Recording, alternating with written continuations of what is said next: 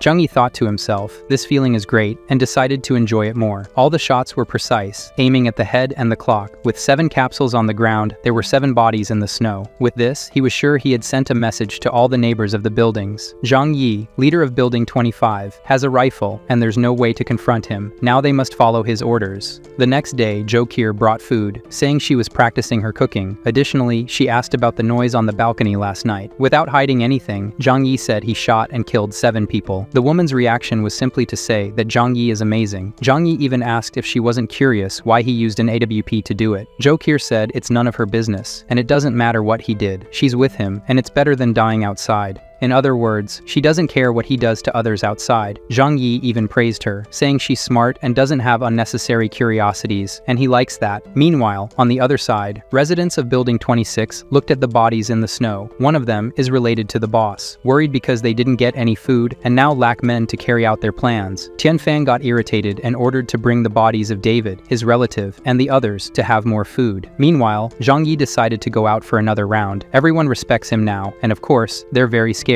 With headphones on and Uncle Yu on the line, Zhang Yi is now sure the building is safe. Meanwhile, the leader of Building 26 could only stew in bitterness. If he could get that motorcycle, he could go out to get cigarettes and food. Those who went before to look for the motorcycle didn't find it in the parking lot and were shot. Zhang Yi rode the motorcycle until he reached where he wanted to go, the district of machines and imported cars. The warehouses were so large that they hadn't been covered by snow yet. Breaking the roof, he descended with a rope and put everything in his infinite loot storage warehouse. Now these luxury cars have no value, but at some point, they might. The next step was to go to a gas station. He needs it for his generators and machines, including his snowmobile. Unfortunately, for him, the station was completely buried in snow. It was impossible to dig 10 meters. Frustrated that his plans didn't work out for the first time, he threw himself into the snow and thought about how good it would be to have gasoline for all his stored machines. It was thinking about that he remembered he also had a giant excavator stored. With the little fuel he has, he can dig and dig in the snow. It didn't take long until he managed to clear a path to the gas station. Inside the place are the warehouse tanks of the station. Luckily, the fuel isn't frozen. All he needed to do was seal the tanks and store them intact in his loot storage space. For a moment, he realizes that with this and his excavator, he can dig and retrieve everything buried, and no one will be able to stop him. Meanwhile, in the building, a neighbor's child had a high fever. Jokir went to attend to the child, but couldn't do much because Zhang Yi always keeps the medicines. Uncle Yu brought leftover medicine from his girlfriend Zila Mei's son. He comforted the mother that everything will be fine. The child's fever decreased. However, Jokir reminded the mother to keep an eye on his condition. They had barely stepped away when they heard a scream. Aunt Lin attacked the baby, and in the impulse to protect her son, the mother intervened and got shot. Jokir managed to grab the baby for a few seconds. Aunt Lin went crazy, saying that because they didn't help her grandson, he didn't survive, so no one has the right to have children here anymore. The lovely Jokir, determined to save the child, ran with him through the stairs. Aunt Lin managed to grab the doctor's leg. Like the mother, she protected the child with her body. Aunt Lin was determined to kill everything in her path. Uncle Yu kicked Aunt Lin and threw her down the stairs. He arrived just in time to save the boss's wife. He wouldn't forgive himself for failing to keep everything safe in his absence. Aunt Lin was furious with all of them. Uncle Yu made it clear that Zhang Yi eliminated Chen Zheng, and that's why everyone is safe. Additionally, Jokir recounted that after Chen Zheng was gone, she begged Zhang Yi to give medicine to her grandson. However, when she went to deliver it, she found out that Aunt Lin herself had killed her grandson to eat him, leaving the old woman screaming in denial. The men who came with Uncle Yu said that she must pay for her evil deeds, and they can help. According to them, fat burns well, and it's been a long time since they had a good bonfire.